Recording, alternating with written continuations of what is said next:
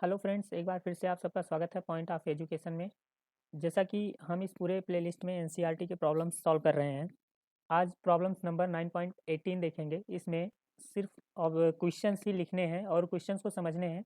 Ordinary type के questions इसमें दे रखे हैं, तो इसमें थोड़ा सा कॉन्सेप्ट लगा के जो कॉन्सेप्ट हम लोग पढ़े हैं उसी का यूज़ करके देखेंगे कि इस क्वेश्चन का आंसर कैसे हम देते हैं। तो इसमें सबसे पहले देखिए कि क्वेश्चन नंबर ए जो दिया है, answer the following question. Question number A जो दिया 9.18 में, you have learn the plane and convex mirror produce virtual images of object. अभी तक हमने ये पढ़ा है कि जो प्लेन और कॉन्वेक्स मिरर होता है, कॉन्वेक्स मिरर और प्लेन ये जो दोनों होते हैं, ये दोनों वर्चुअल इमेज प्रोड्यूस करते हैं, अब तक हमने पढ़ा है। Can they produce real image under some circumstances? क्या ये रियल इमेज प्रोड्यूस कर सकते हैं किसी मतलब किसी कंडीशन पर, किसी सर्कमटेंसेस पर ये प्रोड्यूस कर सकते हैं? अगर कर सकते हैं तो एक्सप्लेन कीजिए कैसे। तो फिलहाल आंसर देखने से पहले क्या लिखना, हमें पहले इसको समझ लेते हैं कैसे हम इसमें बनाएंगे। तो ये वाले क्वेश्चन में देखिए कैसे करेंगे। क्वेश्चन नंबर ए में हमें सबसे पहले एक कॉन्वेक्स क्वेश्चन नंबर ए में सबसे पहले हम एक कॉन्वेक्स मिरर ले लिए, ठीक है। कॉन्वेक्स मिरर और प्लेन का यूज करके हमें बनाना। कॉन्वेक्स मिरर में इन साइड पे इसके इसके इन साइड पे ही हमें अंदर की साइड इसको पॉलिश कर दिया। अब उसके बाद फिर मान लीजिए कोई ऑब्जेक्ट हमने यहाँ रखा, कोई ऑब्जेक्ट हमने यहाँ रखा। अब इस ऑब्जेक्ट से एक लाइट रेज इधर गई, इधर जाने के बाद फिर रिफ्लेक्ट होके यहाँ आई, फिर रिफ्लेक्ट होके यहाँ आई। अब एक लाइट रेज इसके सेंटर से गई और रिफ्लेक्ट होके यहाँ आई। देखिए एक लाइट रेज इसके पैरेलल गई और ये जाके इधर फोकस पे मीट करेगी वर्चुअली, लेकिन रिफ्लेक्ट किधर होगी? एक लाइट रेज देखिए इधर आई, इधर जाएगी। एक लाइट रेज इसके इधर सेंटर से होके जा रही है पोल के, और तो ये इधर बेंड होगी। अब मान लीजिए यहाँ हम किसी एंगल पर, एक एंगल पर यहाँ एक प्लेन मिरर रख दिए। अब इस प्लेन मिरर पर हमें अभी तक पता है प्लेन मिरर के बैक साइड ही मतलब इधर साइड ही इमेज मिलता है, लेकिन अब हमें मिरर के इधर मान लीजिए इधर पॉलिश है, मिरर के इसी साइड इमेज मिलेगा। तो कैसे मिलेगा? देखिए ये इधर बेंड होगी और ये लाइट जब जाएगी तो किसी एंगल पर इधर साइड बेंड होगी। अब देखिए ये दोनों लाइट रेज यहाँ मीट करी तो यहाँ पर ये इमेज बना देंगी। यहाँ पर ये दोनों लाइट रेज मीट करी तो यहाँ पर इमेज बना देंगी। और इन लाइट रेज को अगर ऐसे ऐसे आगे बढ़ाएं तो ये दोनों इधर साइड में लगभग मीट नहीं करेंगी वर्चुअली। तो यहाँ से ये कंडीशन कह सकते हैं कि हाँ, हम कॉन्वेक्स मिरर और प्लेन मिरर से वर्चुअल रियल इमेज प्राप्त कर सकते हैं। आई थिंक ये समझ में आया होगा कि हमने कैसे एक्सप्लेन किया। अब यहाँ देखिए आंसर क्या लिखना पड़ेगा। Yes, plane and convex mirror can produce real image as well if object is virtual. देखिए जो ऑब्जेक्ट है ये हमारा वर्चुअल होगा, इसके लिए वर्चुअली जा रहा है यहाँ। अब देखिए यह क्या कह रहा है, if the light rays converging at some point, फिर हमें यही वाला लिख देना कि light rays converging at point behind of the plane mirror.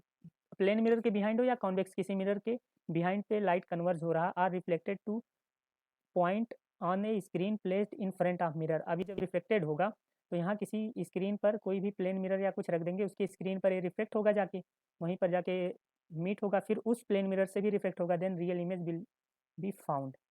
अगर देखिए फिगर देखिए तो इससे आपको अच्छे से समझ में आएगा। और ये आंसर में हमें ये वाली लाइन लिखनी रहेगी। तो यहाँ पर ए हमने सॉल्व किया। अब बी वाले क्वेश्चन पे देखते हैं।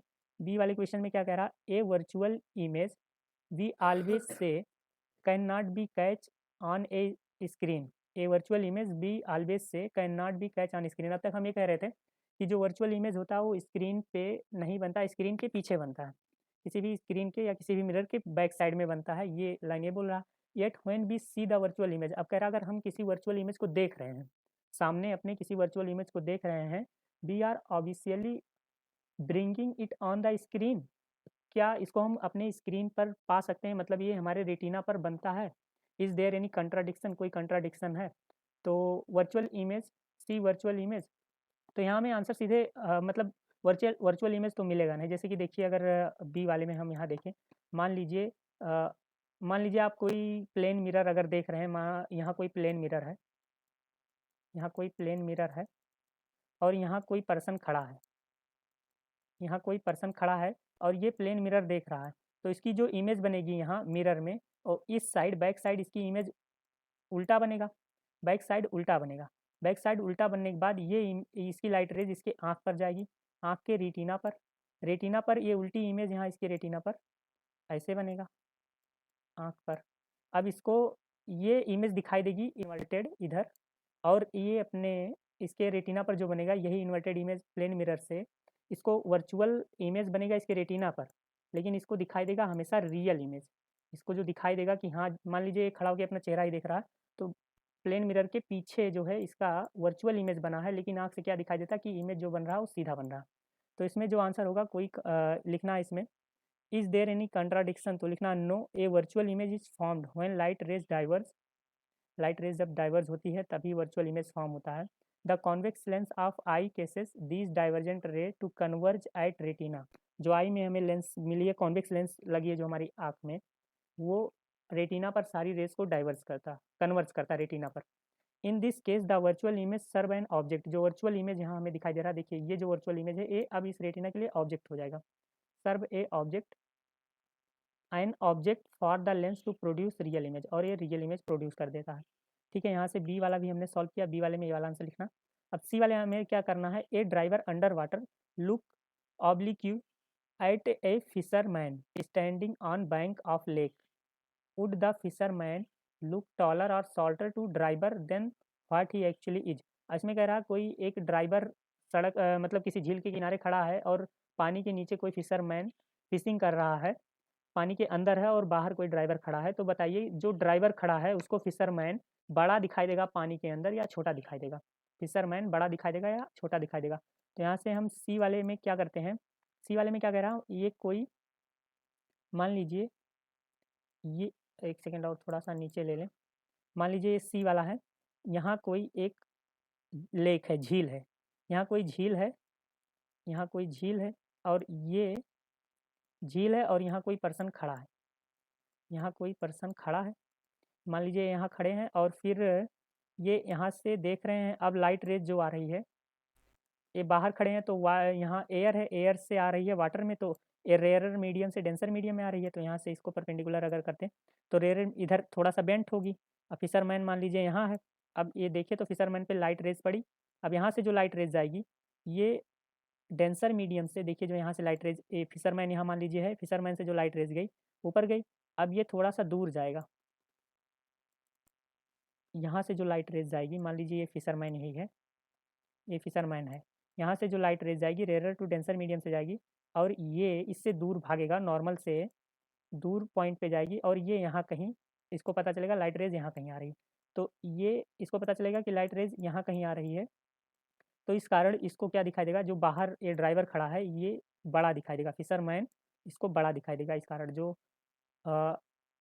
लाइट रेज मान लीजिए यहाँ ऊपर से आ रही है, तो जो फिशरमैन से लाइट उसके आँख पे आएगी वो नॉर्मल से दूर जाएगा, ये देखिए नॉर्मल है इससे दूर जाएगा, तो ये इसको बड़ा दिखाई देगा इस वाले कंडीशन में। तो इसमें लिखना हाँ बड़ा दिखाई देगा, ये पूछा है कि बड़ा दिखाई देगा या छोटा, तो लिखना पड़ेगा इसमें the driver is in water the fisherman is on land, ये ज़मीन पे खड़ा है, वाटर इज डेंसर मीडियम, जो वाटर है वो डेंसर मीडियम है और एयर रेयर मीडियम है, is given driver is viewing the fisherman, अगर ड्राइवर फिशरमैन को देख रहा है, this indicates the light rays are travelling from rare, travelling from a denser medium to rare medium, हाँ अगर वो फिशरमैन को देख रहा है तो फिशरमैन पे जाएगी लाइट रेज, फिर लाइट रेज फिशरमैन से वापस अगर आ रही है तो क्या होगा, डेंसर से रेयर मीडियम में आ रही है, hence the reflected raise will move away from the normal, reflected raise जो है move away from the normal, normal से दूर जाएगी, तो उससे रिजल्ट में क्या उसको मिलेगा कि फिशरमैन उसको बड़ा अपीयर होगा, फिशरमैन विल अपीयर टॉलर, तो ये आंसर इसमें सी में ये लिखना, ये सी हो गया। फिर इसके बाद आते हैं हम अपने डी वाले आंसर पे, डी में क्या कह रहा है,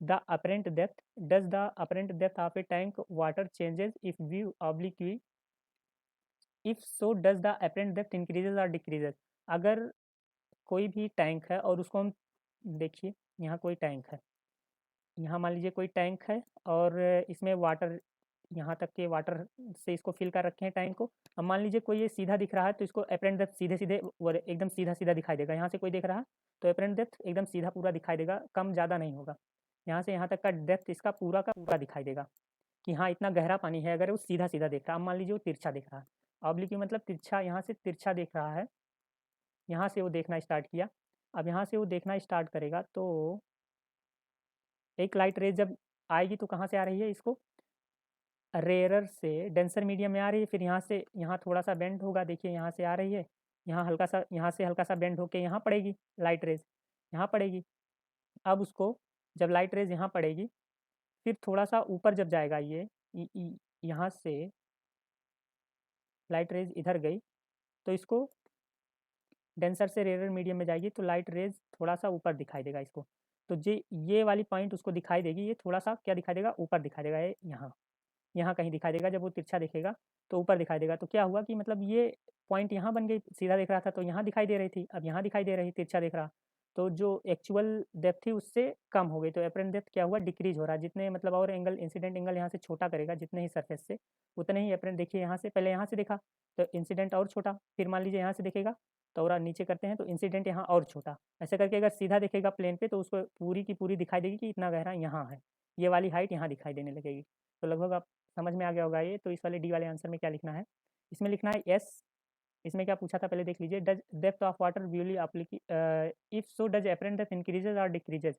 हाँ, वाटर जो होगा वो ऑब्लिक्यू की तरह अगर देखेंगे, पीछे से देखेंगे तो वो चेंज होगा, उसका एपरेंट डेप्थ चेंज होगा। तो यहाँ लिखना है एस, एस मतलब चेंज होगा, और क्या होगा, डिक्रीजेज। जो एपरेंट डेप्थ करेगा वो धीरे धीरे डिक्रीज होगा। The apparent depth of tank water changes when view oblique, this is because light bends on traveling from one medium to another medium.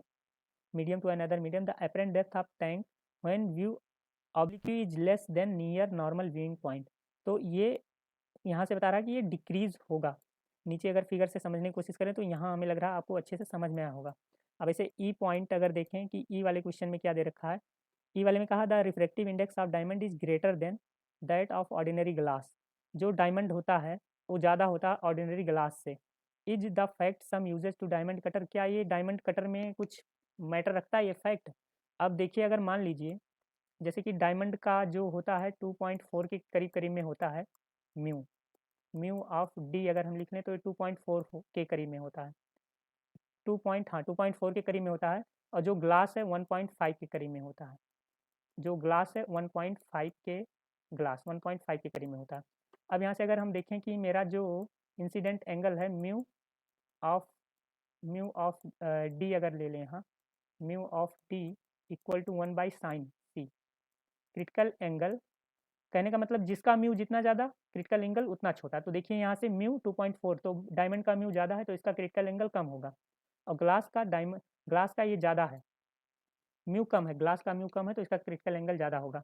अब इसका क्रिटिकल एंगल अगर ज़्यादा है साइन सी, तो यहाँ से अगर किसी भी डायमंड कटर में क्या होता है कि जो सबसे पहले देखिए जो डायमंड में पहली बार TIR होता है, टोटल इंटरनल रिफ्लेक्शन होता है, डायमंड में टोटल इंटरनल रिफ्लेक्शन होता है। अब इसका म्यू ज़्यादा होने की वजह से इसकी जो क्रिटिकल एंगल है वो बहुत कम होता है। और जो यहाँ ये प्लेन मान लीजिए ग्लास है, ये ग्लास है और ये डायमंड कटर है, तो ये डायमंड कटर है, ये ग्लास है। अभी क्रिटिकल एंगल, इसका क्रिटिकल एंगल ज़्यादा है, किसका, ग्लास का क्रिटिकल एंगल ज़्यादा है। अब क्रिटिकल एंगल ज़्यादा होते होते एक बार ये 90 से एबव चला जाएगा जो इसकी इंसिडेंट, और ये जब काटा जाता है तो लार्ज इंसिडेंट रेज पे काटा जाता है।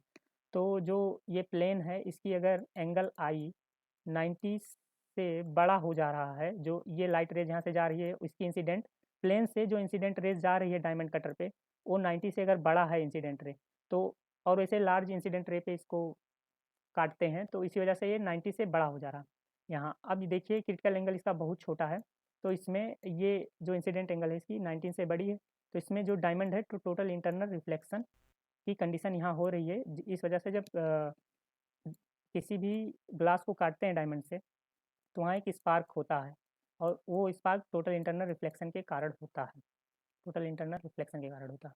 तो इसमें क्या लिखनी है कि हाँ, एस सम इसकी जो फैक्ट है ये यूज होता है, the reflective index of diamond 2.42 होती है, डायमंड की reflective index is more than ordinary glass, कोई ऑर्डिनरी ग्लास है तो 1.5 होती है। The critical angle of diamond is less, diamond का तो अगर उसका म्यू ज़्यादा है तो क्रिटिकल एंगल कम होगी। Then that for glass a diamond cutter uses large angle of incidence, जो डायमंड कटर यूज किया जाता है लार्ज एंगल ऑफ इंसिडेंट पे किया जाता है, ensure that light entering to the diamond, जो डायमंड में लाइट एंटर कर रहा है प्लेन से, वो totally reflected from its faces, उसके फेस से टोटली इंटरनल रिफ्लेक्शन हो जाता है, टोटली रिफ्लेक्ट हो जाता है। This is the reason for sparking effect of diamond, ये रीजन होता है जो डायमंड चमकता है यही रीजन होता है कि वहाँ स्पार्क होता है, चमक होती है काटने पर उसके TIR के कारण। तो आई थिंक आप लोगों को ये समझ में आया होगा, ये पूरा ऑर्डिनरी क्वेश्चन था, कंसेप्चुअल बेस्ड क्वेश्चन थे, इसमें ऐसे आंसर ही लिखने थे। तो आप लोग को ये वीडियो पसंद आई होगी। अगर आप लोग को ये वीडियो पसंद आई है तो मेरे चैनल को लाइक शेयर और सब्सक्राइब जरूर करें। मिलते हैं अगली वीडियो में, तब तक के लिए धन्यवाद।